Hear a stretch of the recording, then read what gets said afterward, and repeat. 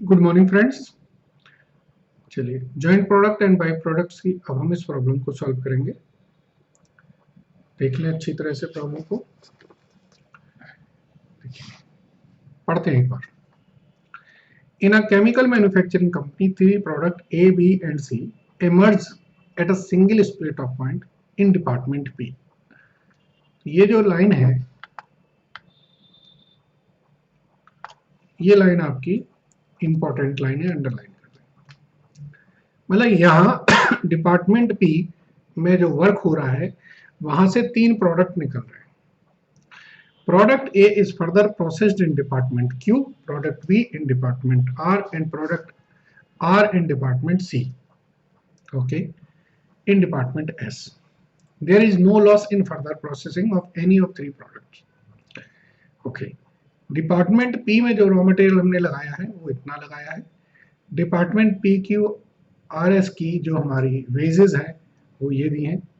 Factory overheads जो है 4,64,000 के हैं, जो बांटने हमें किसमें, डायरेक्ट वेजेस के रेशियो में, ये अंडरलाइन कर दें। यानी कि 4,64,000 को हम डायरेक्ट वेजेस के रेशियो में बांट देंगे। During the month under reference the company sold all three product after further processing. Underline करें आफ्टर पे, मतलब ये कंपनी ने कर दिया है, उन्होंने फर्दर प्रोसेस करके ही बेचा है, और इनकी जो क्वांटिटी सोल्ड है वो ये दे रखी है। देयर वर नो ओपनिंग और closing stock if these were sold at a split off point that is without further processing. इनकी सेलिंग प्राइस ये है, तो अब आपको स्प्लिट ऑफ पॉइंट की सेलिंग प्राइस मिल गई है। हमसे पूछा जा रहा है कि हमारी ये जो जॉइंट कॉस्ट है, देखिए क्या पूछा आपसे, prepare statement showing apportionment of joint cost to joint product, present a statement showing profit product wise and total profit under for the month under reference as per the company's current policy। Current में हम लोग क्या करते हैं, current में हम further process करके करते हैं। What processing decision should have been taken to improve, उन्होंने कहा इम्प्रूव करने के लिए हम क्या डिसीजन लेंगे, तो ये देखेंगे। And calculate the product wise and total profit from your recommendation. तो हमसे चार चीजें पूछी हैं। तो सबसे पहले जो प्राइम है वो हमें ये देखना है कि हमारी जॉइंट कॉस्ट क्या है, और जॉइंट कॉस्ट के बाद हमें प्रॉफिटेबिलिटी क्या आ रही है। तो जॉइंट कॉस्ट निकालेंगे, जॉइंट कॉस्ट को हम एपोर्शन करेंगे प्रोडक्ट PQR जो ABCD प्रोडक्ट है, और इसके बाद फिर हम प्रॉफिटेबिलिटी निकालेंगे। एक बार क्वेश्चन को जरा समझते हैं। ये डिपार्टमेंट P है आपका, इस डिपार्टमेंट P में आप रॉ मटेरियल कंज्यूम करते हैं। इस डिपार्टमेंट में जब प्रोसेस होती है तो तीन प्रोडक्ट निकलते हैं, उन प्रोडक्ट का नाम है A, B, C। ये फर्दर प्रोसेस होते हैं, और फर्दर प्रोसेस ये होता है डिपार्टमेंट Q में, ये होता है डिपार्टमेंट R में, और ये होता है डिपार्टमेंट S में। तो ये हमारा फिनिश्ड आउटपुट निकलता है, ठीक है ना। ये डिपार्टमेंट P में हमने रॉ मटेरियल इंट्रोड्यूस किया। तो हमें एक तो ये है कि हमारा यहां पर जॉइंट कॉस्ट क्या थी,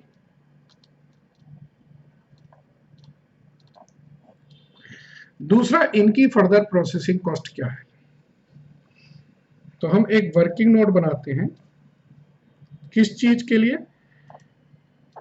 calculation of joint cost and further processing cost. इस क्वेश्चन में हमको डिपार्टमेंट वाइज डिटेल दी है, तो हम लिखेंगे डिपार्टमेंट्स लिख देंगे यहां पर PQRS, और ये कॉलम आपका टोटल का कॉलम हो जाएगा। रॉ मटेरियल की कॉस्ट कितनी है क्वेश्चन में, रॉ मटेरियल की कॉस्ट आपकी है 12,68,800।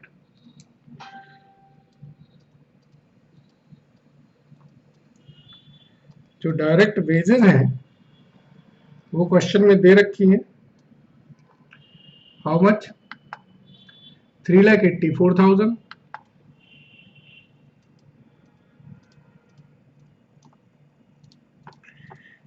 96,000, 64,000, 36,000। तो टोटल कितना हो जाएगा इनका, जरा करें टोटल। ये टोटल हो जाएगा आपका 384 और 96, तो ये 4,80,000 और ये हो जाएगा आपका 5,80,000।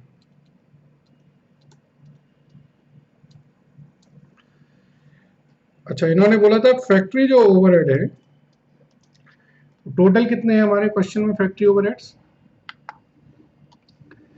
फैक्ट्री ओवरहेड है जो टोटल वो है 4,64,000 के।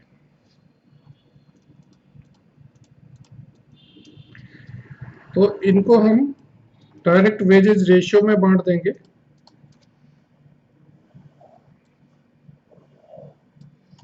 ठीक है ना? तो डायरेक्ट वेजेस रेशियो में बांटेंगे तो ये वैल्यू आएगी 307,200, 76,800। ठीक है, ये वैल्यूज आ जाएंगी। इसका मतलब ये आपकी इंडिविजुअल डिपार्टमेंट की कॉस्ट आ जाएंगी। अब आपको पता है डिपार्टमेंट पी तो वो है जॉइंट कॉस्ट वाला, यानी कि जॉइंट कॉस्ट आपकी कितनी आ गई? 19,60,000। Department Q, R and S, ये ऐसे डिपार्टमेंट हैं जो बेसिकली फर्दर प्रोसेसिंग वाले हैं। तो डिपार्टमेंट क्यू की कॉस्ट कितनी है? 1,72,800, 1,15,200 एंड 64,800। ये हमारे ABC के तीनों प्रोडक्ट फिनिश निकल के आ गए। अब आपका पर्पज क्या है? ये 19,60,000 को हमें बांटना है ABC में। ठीक है ना? चलिए और थोड़ा सा समझ लें। इन्होंने ये भी बता दिया है कि जब हम फाइनल प्रोडक्ट को बेचते हैं, ये देखिए लिखा है, तो प्राइस है हमारी 32, 24 एंड 16। यानी कि यहाँ पर जो क्वांटिटी हमारी तैयार हो रही है, ए की कितनी हो रही है? ए की क्वांटिटी है 44,000 एट द रेट ऑफ 32। ये है 40,000 एट द रेट ऑफ 24 और ये है 20,000 एट द रेट ऑफ 15। और स्प्लिट ऑफ पॉइंट पर अगर हम बेच रहे हैं तो इनकी सेलिंग प्राइस क्या है? स्प्लिट ऑफ पॉइंट पर सेलिंग प्राइस है 20, 22 एंड 10। इसकी यहाँ पर जो सेलिंग प्राइस है वो है 20, इसमें 22 है और इसमें सेलिंग प्राइस है 10। तो पहले तो क्वेश्चन में यही दिया है कि भाई आपको बाद में ही बेचना है। ठीक है ना? तो हम बाद में ही बेचते हैं। ठीक है, तो पहले वर्किंग नोट हमने बनाया किस चीज के लिए? जॉइंट कॉस्ट निकालने के लिए। अब वर्किंग नोट 2 रहेगा हमारा किस चीज के लिए? हमें जॉइंट कॉस्ट को बांटना है। तो अपॉर्शनमेंट ऑफ जॉइंट कॉस्ट। ठीक है, अपॉर्शनमेंट ऑफ जॉइंट कॉस्ट। देखिए हमारे पास जो प्रोडक्ट्स हैं वो 3 प्रोडक्ट हैं A, B, C। इनकी जो क्वांटिटी है वो है 44,000, 40,000, 20,000। Selling price at split off point जो है वो हमारी है 20, 22, 10, यानी कि sale value split off point की हम निकल आएगी, ये आई 8,80,000, 8,80,000 और 2 लाख।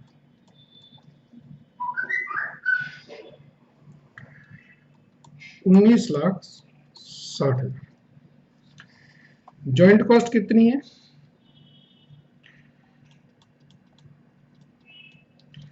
इस क्वेश्चन में जॉइंट कॉस्ट और sale value at split off point same है, लेकिन हमेशा नहीं होंगे। तो 22, 22, 10, 5 रेशियो क्या बनेगा? 22:22:5। ठीक है, तो वैल्यू आपकी सेम ही आएगी।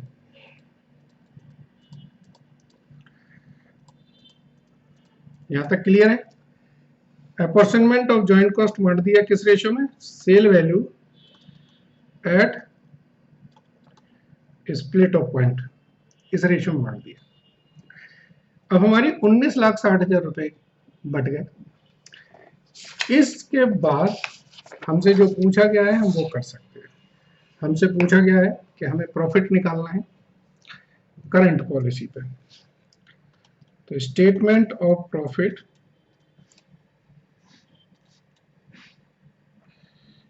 करंट पॉलिसी के हिसाब से निकालना है। कैसे भी कर लें, हॉरिजॉन्टल कर लें, वर्टिकल कर लें, हम लोग इसमें करते हैं। प्रोडक्ट कितना है? प्रोडक्ट है हमारे पास 3, ए बी सी। ठीक है, इनकी क्वांटिटी क्या है? 44,000, 40,000, 20,000। सेल प्राइस क्या थी? 32, 24, 15।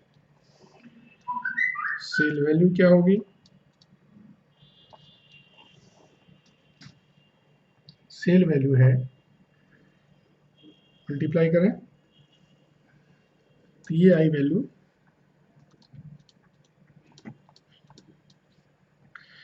14,08,000, 9,60,000 एंड 3 लाख।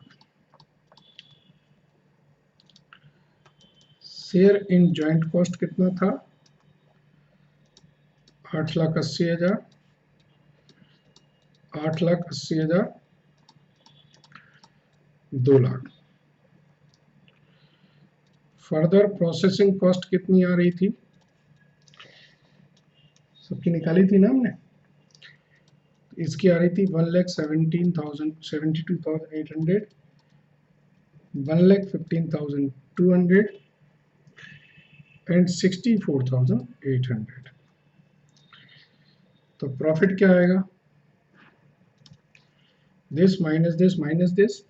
तो देखिए, यानी कि आप चाहे तो टोटल कॉस्ट बना सकते हैं और आप चाहे तो डायरेक्ट प्रॉफिट लिख सकते हैं। हम लोग डायरेक्ट प्रॉफिट लिख रहे हैं, तो ये 3,55,200, इसमें माइनस 35,200 और इसमें 55,200।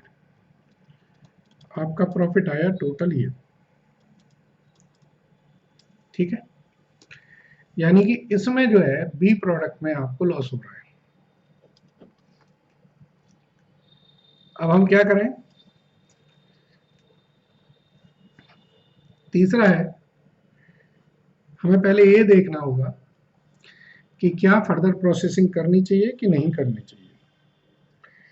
तो हम देखेंगे whether further processing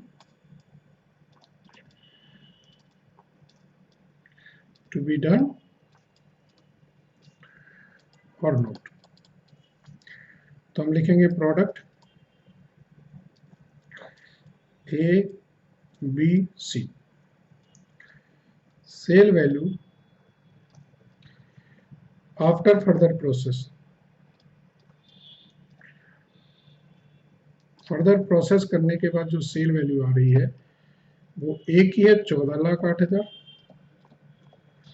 बी की है 9,60,000 और सी की है 3 lakh. Sale value split off point पर ये हमारी 8,80,000 है, ये भी 8,80,000 है और ये 2 लाख है। तो इंक्रीमेंटल हमें फर्दर प्रोसेस करने से हमारी सेल कितनी बढ़ रही है, ये 80,000 बढ़ रही है, ये 1 लाख बढ़ रही है और इसमें 4,08,000 ये 5,28,000 से बढ़ रही है। फर्दर प्रोसेस करने की जो कॉस्ट है वो कितनी है हमारी,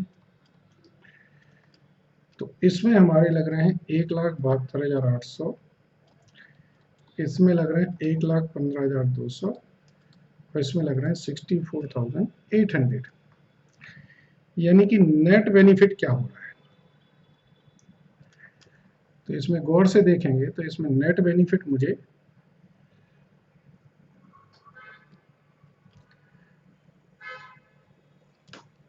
3,55,200, यहाँ माइनस में 35,200 और यहाँ पर 55 नहीं,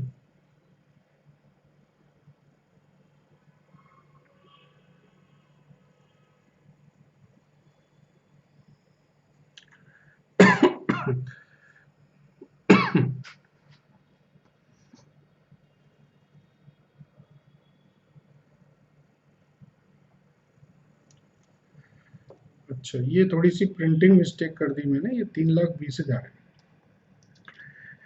तो ये 55,200 हो गया।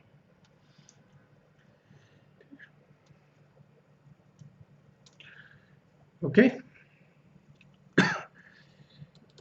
That is we should sell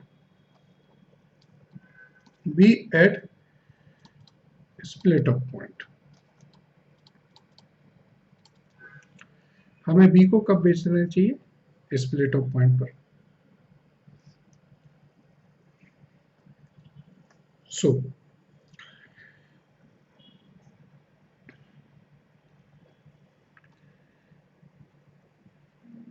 and further processed the product A and C। तो अब चौथी चीज क्या है, प्रोडक्ट वाइज प्रॉफिटेबिलिटी।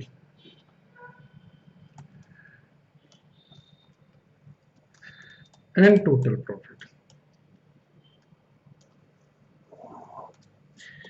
प्रोडक्ट है मेरा ए बी सी,